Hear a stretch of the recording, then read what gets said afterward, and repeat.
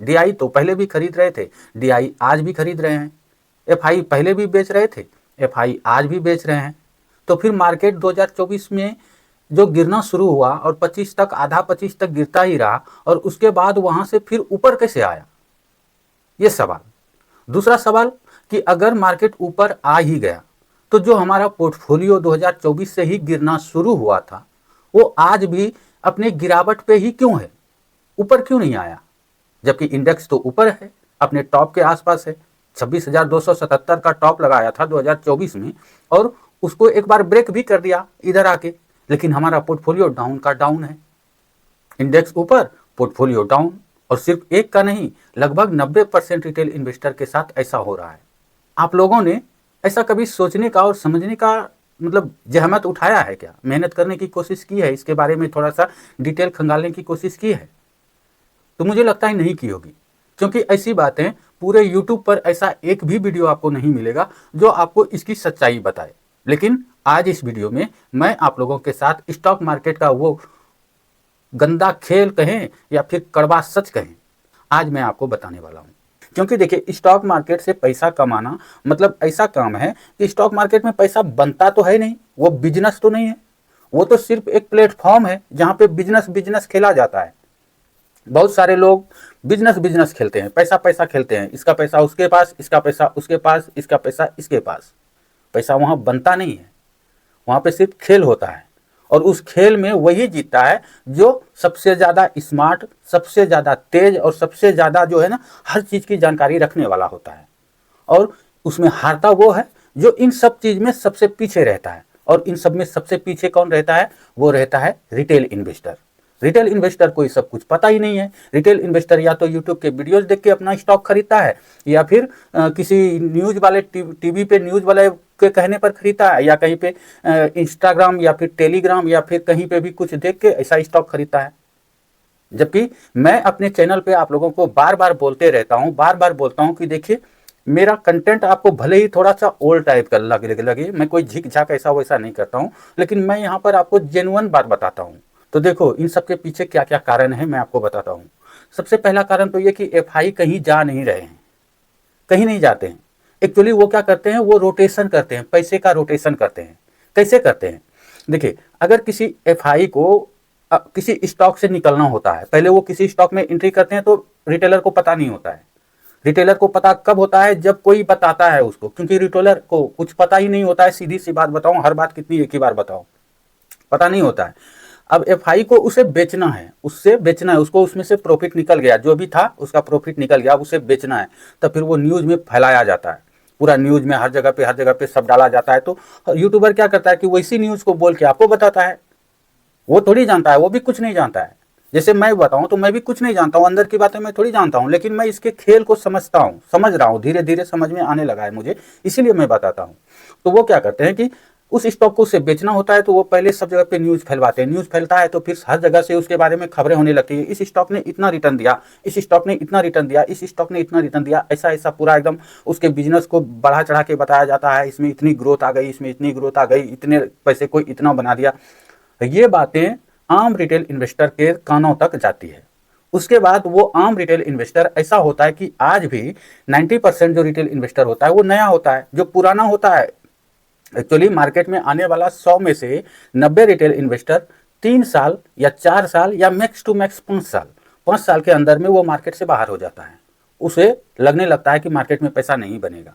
कारण यही रहता है कि वो ऐसे ही करते हैं, और ये उन लोगों को पता है। तो वो लोग फैलाते हैं, वो लोग, तब फिर वो स्टॉक खरीदने जाते हैं। कौन? Retail investor. और जब वो खरीदने जाते हैं तब फिर वहाँ से धीरे धीरे वो लोग बिकवाली करने लगते हैं। वो लोग बिकवाली करने लगते हैं, ये लोग खरीदते हैं। उसके बाद वो स्टॉक वहाँ से धीरे धीरे ही सही, लेकिन धीरे धीरे धीरे धीरे नीचे गिरने लगता है। अब वो लोग जो पैसा निकालते हैं, उस पैसे में से वो पैसे का करते क्या है? तो अगर उसे कोई अच्छा स्टॉक मिलता है, कोई दूसरा स्टॉक, तो उस स्टॉक में खरीदारी करते हैं। फिर दूसरे तरीके से वहाँ नीचे वाले स्टॉक में, जिसमें कि अब तेजी आने वाली है, ऐसा उन लोगों को पता है, क्योंकि उसके परफॉर्मेंस, उसके फंडामेंटल, उसके रिजल्ट आने वाले दिनों में अच्छे होने वाले हैं या कुछ होने वाला है, उसे पहले से ही पता है।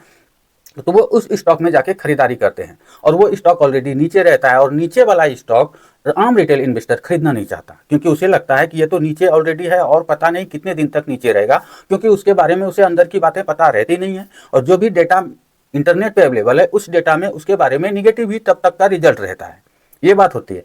उसके बाद वो लोग वहाँ से खरीद लेते हैं, एफआई लोग या बड़े लोग उसमें खरीदते हैं, और जो टॉप वाले स्टॉक है उसको रिटेलर खरीदते हैं।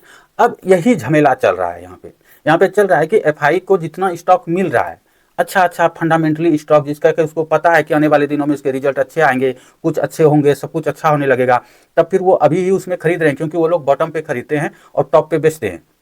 रिटेल इन्वेस्टर टॉप पे खरीदता है और फिर गिरने पर बेचता है, यही अंतर है। तो ऐसे करके पैसा वो लोग रोटेट कर रहे हैं, और उस पैसे में से जो कुछ पैसा उनके पास बच जाता है तो वो पैसा वो जो है दूसरे जगह पे अपना लगाते हैं, कहीं पे दूसरे कंट्री में लगाते हैं, किसी दूसरे चीज़ में लगाते हैं, कमोडिटी में लगाते हैं, इक्विटी से निकाल के कमोडिटी में। और कमोडिटी का भी हाल अभी अलग सा ही है, आप लोग को पता ही होगा कि सोना चांदी और ये तांबा आजकल तो अजब ही कल चल रहा है, एकदम धड़ाधड़ ऊपर जा रहा है। 1,40,000 हो गया सोना, 2 लाख से ज़्यादा ऊपर हो गया चांदी। तो ऐसा भी है, ये कमोडिटी और इक्विटी में दोनों तरफ में 36 का आंकड़ा है। अगर कमोडिटी चलती है तो इक्विटी नहीं चलती है, और अगर इक्विटी चलती है तो कमोडिटी नहीं चलती है। और कमोडिटी में अभी आई है तेजी, उसमें चल रहा है बुल रन, तो इधर इसमें तेजी तो आएगी नहीं। अब इतना पैसा, वो लोग का पैसा ज़्यादा दिन तक फंसा रहे, उन लोगों को ये मंजूर नहीं है, क्योंकि वो लोग एक तो एक्सपर्ट हैं, ऊपर से उसके पास उतना पैसा अपना नहीं है, वो तो आम पब्लिक का पैसा है, चाहे एफआई हो या फिर डीआई हो। दूसरी बात, अगर ऐसी ही हाल है तो फिर इंडेक्स ऊपर क्यों गया, नीचे क्यों आया? इंडेक्स तो नीचे ही रहना चाहिए, ऊपर क्यों गया? तो इंडेक्स ऊपर इसलिए गया क्योंकि इंडेक्स को ऊपर करने वाला कौन? डीआई। किसके भरोसे? आम पब्लिक के भरोसे, इंडिया के पब्लिक के भरोसे। कैसे? क्योंकि डीआई के पास पैसा कहाँ से आता है? म्यूचुअल फंड के द्वारा आता है, पीएफ से आता है, या फिर डायरेक्ट स्कीम से आता है, कैसे भी करके, ऐसे वैसे ये सब अनाना फलाना ढिमकाना जितना है वो सब पैसा कहाँ जाता है? डीआई के पास। और डीआई क्या करते हैं? खरीदते हैं। कहाँ खरीदते हैं? वो उसी में खरीदते हैं जहाँ पे, मतलब देखिए, एफआई डीआई अपना पैसा कहाँ लगाएंगे, उसमें एक सरकारी परिबंध है, मतलब सेबी का नियम है। वो नियम क्या है कि उसको सबसे पहले अपने पैसे का मोटा हिस्सा, बड़ा हिस्सा उसे इंडेक्स फंड में लगाना पड़ता है। इंडेक्स फंड मतलब इंडेक्स के स्टॉक में, निफ्टी 50 का 50 स्टॉक है, निफ्टी ये सेंसेक्स का 30 स्टॉक है, या फिर निफ्टी 100 का है, तो वो उसे अपने टोटल पैसे में से ज़्यादा पैसा जो है उसको लगाना होता है कहाँ पे? इंडेक्स के बड़े बड़े स्टॉक में। इसीलिए वो लोग पैसा उसमें लगा रहे हैं, तो वो स्टॉक उसमें तेजी आ गई, इसीलिए वो ऊपर पे है। लेकिन एफआई क्या करते हैं कि एफआई ऐसे स्टॉक में भी खरीदारी करते हैं जो है छोटी हो बड़ी हो, उसको उससे मतलब नहीं है। वैसे उसका भी एक क्राइटेरिया है कि वो भी ज़्यादातर पैसा जो है वो इंडेक्स के स्टॉक्स में लगाएंगे, लेकिन डीआई के तरह उसके ऊपर ऐसा कुछ बंधन नहीं है, ज़्यादा नहीं है। डीआई तभी उसको लाइसेंस मिलता है ये म्यूचुअल फंड ये सब वो सब करने का, जब तक वो उस क्राइटेरिया को फुलफिल के लिए मतलब एक्सेप्ट ना करे। लेकिन एफआई के पास उस तरह से नहीं रहता है लेकिन उतना नहीं रहता है। तो एफआई छोटे कंपनी में भी पैसा लगा सकते हैं, वो जैसे माइक्रो कैप में भी लगा देंगे, स्मॉल कैप में भी लगा देंगे, मिड कैप में भी लगा देंगे। और वो लोग जो लगाते हैं, वो लोग लगाते हैं कि मतलब कोई प्राइस वाइस चेक नहीं करते हैं, कुछ नहीं करते हैं, बस उसे ये पता रहना चाहिए कि इस स्टॉक में, इस कंपनी में अच्छा रिजल्ट आने वाला है, तो वो उसमें जो है धड़ल्ले से पैसा लगा देता है और वो स्टॉक रॉकेट बन जाता है। ऐसा होता है सिनेरियो। अब इसी कारण से इंडेक्स तो ऊपर है लेकिन बाकी सभी स्टॉक जो है नीचे है। नीचे का कारण यही है कि एक तो वो स्टॉक नीचे है जो आम रिटेल इन्वेस्टर खरीदने के लिए उसमें कूद पड़े थे पिछली तेजी में, एकदम धड़ल्ले से एकदम कूद पड़े थे, बहुत खरीदवाया गया उनको। पीएसयू स्टॉक ज़्यादा खरीदवाया गया, रेलवे का, डिफेंस का, या फिर कोल माइनिंग का, ये सब स्टॉक जो पावर की, वो भी बड़ी बड़ी कंपनियां, ऐसी कंपनियां जो सालों से नहीं चल रही थी, ऐसी कंपनियों में तेजी आई। तो जो शुरू में तेजी आया, तो वो तेजी आया, उससे एफआई निकल गए। अब उसमें कौन पड़े हुए हैं? पब्लिक अटके हुए हैं। अब कुछ दिनों से क्या कभी कभी क्या होता है कि जब देखो पब्लिक खरीदारी नहीं कर रहे हैं ना, पब्लिक ऐसे कर रहे हैं, निकल रहे हैं, कुछ हो रहा है, मार्केट में ज़्यादा इंडेक्स पे प्रेशर आता है, तो वो लोग बाउंस बैक मारते हैं, बाउंस बैक। हाँ, अब आ गया मार्केट में तेजी, आज हरियाली, हर इंडेक्स भाग गया, एकदम इसमें इतना तेजी, इसमें इतना तेजी, इसमें इतना तेजी। तो आम पब्लिक के पास, आम रिटेलर के पास थोड़ा सा हिम्मत आ जाता है, हाँ अब हमारा गिरा हुआ स्टॉक ऊपर जाएगा, अब जाएगा। लेकिन वो फॉल्स होता है, 1-2 दिन के बाद वो फुस धीरे धीरे करके फिर से 2% ऊपर जाता है तो 3% नीचे गिर जाता है, धीरे धीरे करके। यही चल रहा है। इसमें पैसे का रोटेशन हो रहा है, कुछ एफआई भी खरीद रहे हैं, कुछ डीआई भी खरीद रहे हैं। लेकिन एफआई ज़्यादा कुछ जो निकाल के पैसा जो बेच रहे हैं, उसका कारण एक ये भी है कि कमोडिटी का दूसरा है, वहाँ कमोडिटी में पूरा मतलब सोना चांदी इसमें पैसा लग रहा है। ऊपर से अपने देश का, इंडिया का करेंसी जो है ये रुपया कमजोर हो रहा है, तो थोड़ा बहुत इसका भी इफेक्ट है। तीसरा इफेक्ट ये भी है कि वो जो ट्रंप का मतलब टैरिफ चल रहा है, उस टैरिफ का भी इफेक्ट है। दूसरा ये भी है कि भारत का जो ये जीडीपी ग्रोथ जो निकला था 8.2%, उसके ऊपर एफआई सबको या सभी बड़े इन्वेस्टर को भरोसा नहीं है कि ये सरकार जो है मतलब चाइना वाला सिस्टम करने लगा है। चाइना का मतलब जीडीपी ग्रोथ बताते हैं कि वो मेरा 5% है, उसका लगभग 18-19 ट्रिलियन का मतलब टोटल इकोनॉमी है, और उस पर 5% का तो बहुत ज्यादा हो जाता है, लेकिन उन पर वो विश्वास नहीं करते हैं लोग, चाइना का मार्केट उतना चलता नहीं है। ऐसा ही सबको लगता है कि इंडिया में भी ऐसा ही हो रहा है कि अब सरकारें जो है ना गलत रिपोर्ट दिखा रही है, गलत रिपोर्ट, ऐसा हो ही नहीं सकता। 8.2% ऐसे खाली ये दिखा रहा है, जमीनी स्तर पे ऐसा कुछ है नहीं। ये सब बातें सबको पता है भीतर से, लेकिन आम पब्लिक को यहाँ पे चूना चटाया जाता है, इंडेक्स को नहीं गिराया जाता है। इंडेक्स अगर गिर गया ना, इंडेक्स अगर गिरा ही रहता अभी तक, जैसे कि गिरा था 2024 में ही, अक्टूबर नवंबर दिसंबर से गिरते गिरते ये मार्च अप्रैल मई तक ऐसा गिरता ही गया, फिर वहां से उठ के अभी ये 10-12% इंडेक्स चल गया। अगर वो नहीं चलता ना, तो आप लोगों ने सुना होगा न्यूज पे कि बहुत सारे लोगों ने एसआईपी बंद कर दी, एसआईपी बंद कर दी। तो एसआईपी बंद कर दिया तो क्या हो जाएगा, डीआई के पास पैसा नहीं आएगा। डीआई में कौन कौन लोग हैं, बहुत बड़े बड़े लोग हैं, बहुत बड़े बड़े लोग हैं, बहुत करोड़ों का मतलब वहां पे टर्नओवर है, ऐसा वैसा बिजनेस है, सब बड़े लोगों का खर्चा पानी वहीं से चलता है। अगर एसआईपी ही बंद हो जाएगा, लोग एसआईपी ही नहीं करेंगे, तो वो पैसा किसका मैनेज करेंगे, किसी का नहीं। तो उसे तो ये दिखाना है कि इंडेक्स ठीक ठाक है भाई, पर्सनल स्टॉक गिर रहा है वो आप अपना देखो, हाँ स्टॉक अपना देखो, जरूर देखो। अगर ऐसा नहीं देखोगे तो आप ऐसे ही चक्कर में पड़ोगे।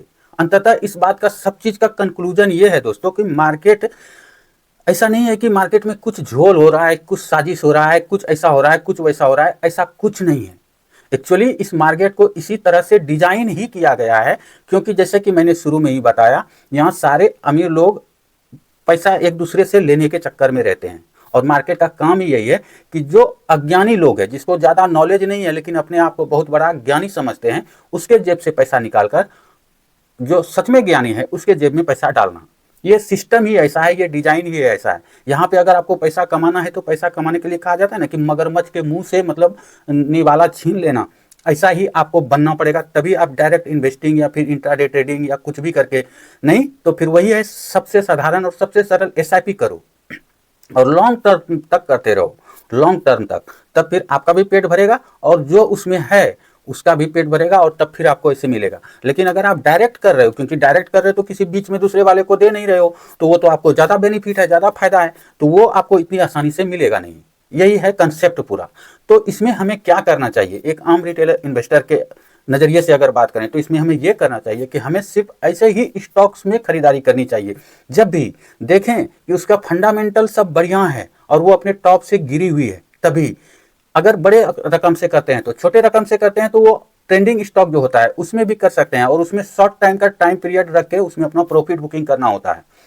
ऐसा नहीं कि आप टॉप पे खरीद लिए और एकदम लटके हुए हैं उसमें, एकदम पकड़े हुए हैं कस के, प्रॉफिट बन रहा है, मजा आ रहा है, लालच आ रहा है, थोड़ा और हो जाए, थोड़ा और हो जाए, फिर वहां से गिरता है 5-2%, अरे अच्छा एक बार फिर से वो ऊपर गया ना तो मैं प्रॉफिट बुक कर लूंगा, लेकिन वो वहां से और नीचे ही गिरता चला जाता है।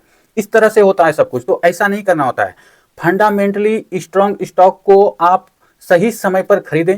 किसी भी यूट्यूब के वीडियोज पे बताए गए स्टॉक, कोई भी न्यूज चैनल पे बताया गया कोई भी स्टॉक, कुछ भी ऐसा वैसा कहीं से भी कुछ पता चलता है तो ये सब आंख कान मूंद के कभी ना खरीदें। खुद से रिसर्च करें, खुद से अपने उसके बारे में कुछ लेवल को देखें, वो कब चली थी, कितनी चली थी, अब उसका क्या है सिनेरियो। क्योंकि एक बात जानिए, कोई भी स्टॉक जब जितनी तेजी से ऊपर जाती है उतनी तेजी से नीचे गिरती है। अगर वो ज्यादा रिटर्न दी है तो ज्यादा लंबे समय तक नीचे रहेगी, कम रिटर्न दी है तो कम समय तक नीचे रहेगी। फंडामेंटली मजबूत रहना चाहिए, बिजनेस अच्छा रहना चाहिए, नेट प्रॉफिट वगैरह वो सब बढ़िया रहना चाहिए। तब ऊपर से ये सेक्टर रोटेशन, अभी देखो ये रेलवे के सेक्टर में, रेलवे में 2-3-4 दिन से बहुत अच्छे से मतलब उसमें तेजी आ गई है।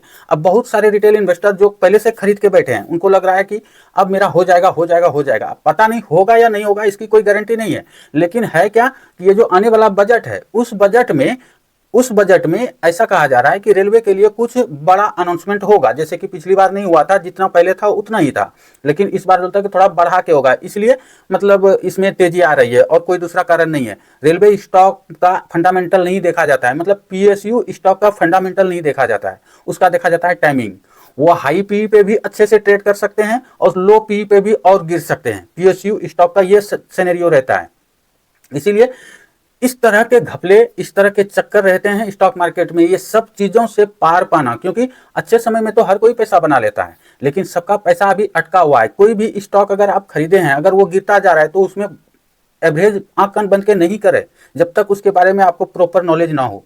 प्रॉपर नॉलेज हो तभी एवरेज करें, नहीं तो फिर उसको छोड़ दें, गिरने दें। अगर आप देखें कि उसके फंडामेंटल किस तरह से फंडामेंटल कमजोर होते जा रहे हैं, एफआईडीआई निकल रहे हैं धीरे धीरे करके, क्योंकि ऐसे ही स्टॉक में पहले तो फंसाया जाता है, जब उसको ऊपर भगाया जाता है, रिटेल इन्वेस्टर आए, फिर उससे जो है वो लोग निकलते हैं और स्टॉक धीरे धीरे नीचे गिरता चला जाता है। और ये बताया जाता है कि अब एवरेज करने का टाइम आ गया है, मार्केट तो ऊपर जाएगा तो ये स्टॉक भी ऊपर जाएंगे, लेकिन ऐसा होता नहीं है। मार्केट ऊपर चला जाता है किस कारण से? सेक्टर रोटेशन कारण।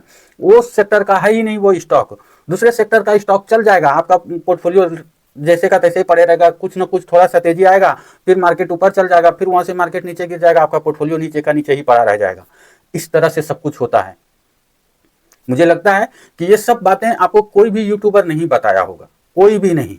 और नहीं, अगर आप यहाँ तक वीडियो देख लिए हैं तो आपके दिमाग में बहुत सारी चीज़ें समझ में आई होगी, बहुत सी चीज़ों को आप अपने से कंप्लेन करके देख सकेंगे, एक जगह से दूसरे जगह से सब कड़ी को जोड़ के आपको मिलता हुआ दिखेगा। ये सब कारण है। अगर सभी जानकारी ऐसा कुछ लगा हो कि ठीक है तो वीडियो को लाइक कर दीजिए। फिर मिलते हैं अगले वीडियो के साथ, तब तक के लिए राधे राधे, जय श्री कृष्णा, धन्यवाद।